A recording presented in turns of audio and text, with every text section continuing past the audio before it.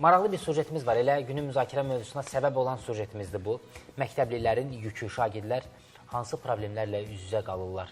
Çantalar kifayət qədər ağırdır. Bizim Mehriban bu məsələni araşdırıb elə şagirdlərlə də həmsöhbət olub. Baxaq.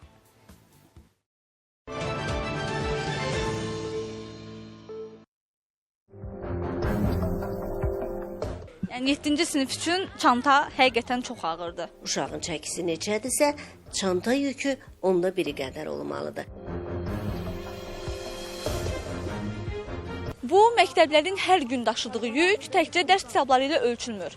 Uşaqların yaşına uyğun olmayan çantalar onların bəzən sağlamlığına zərər verə bilər. Gündə bizim 7-8 dərsimiz olur, ona görə elə hamısını gətiririk. Arada da bölüşürük, olur 5 kitab.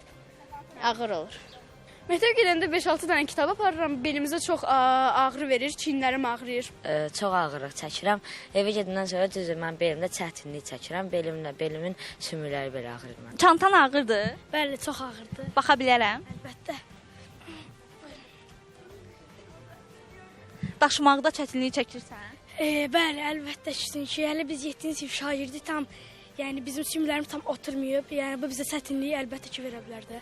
Yəni 7-ci sinif üçün çanta həqiqətən çox ağırdır. İradə Hacıyeva deyir ki, bu problemin həlli istiqamətində ciddi addımlar atılmalıdır. Əks halda fəsadlar ağır ola bilər. Qızlarda 11, oğlanlarda 12 yaşdan keçid dövrü başladıqda bədən tarazlığı pozulur və bədən tarazlığının pozulması nəticəsində onurğa əyrilikləri yaranır.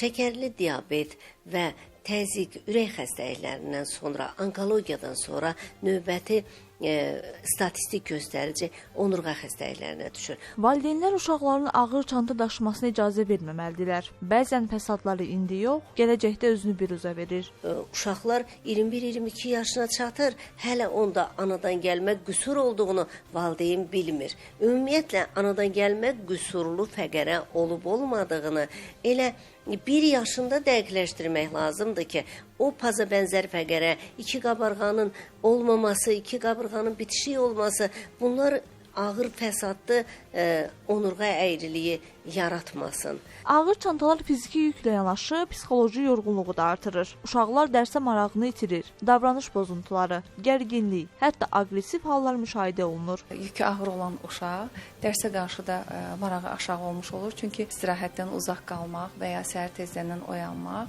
oyundan uzaq qalmaq, xüsusən az yaşlılarda obsesiyalar, tiklər, daha sonra aqressiyanın, davranış problemlərinin, həyəcan pozuntularının artdığını təəssüf ki, müşahidə edə bilirik. Mütəxəssislər hesab edir ki, problemin kökündə həlli üçün vahid çanta çəkisi normativləri tətbiq edilməli, dərs cədvəlləri yenidən tənzimlənməlidir. Uşağın çəkisi neçədirsə, çanta yükü onda biri qədər olmalıdır. Çanta rüquzaq şəklində olmalıdır. Yəni, hər iki çiyini arxaya apararaq aşağıda çanağın üzərində və onun içərisinə ilkin yaşlarda və yuxarı yaşlarda adətən 3 kiloya qədər qoymaq düzgün olardı. Dərsliklərin monitorinqi aparılmalıdır. Burada müvafiq dərsliklərdə hansı ki şagirdə informasiyanın daha çox həzmi deyil, qısa formada da bunu çatdırmaq mümkündürsə, ilk növbədə bu tətbiqlər həyata keçirilməlidir ki, verilən informasiya yığcam olsun və nəticə etibarilə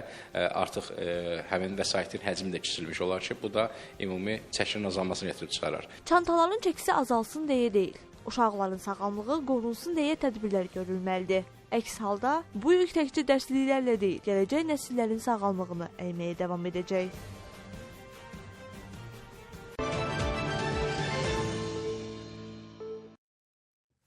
Ağırdır, yük ağırdır. Bu reallıqdır. O gün mən də dostumuzun uşağının çantasını təsadüfən götürdüm. Dedim, nə ağırdır? Deyir, belədir də. Hər gün o uşaqlar yükü daşıyırlar o yana bu yana. İndi hər kəsin imkanı da yoxdur ki, uşağın çantasını əlinə alsın. Dəfədə bir müəllim bizə nə deyir, neynədir?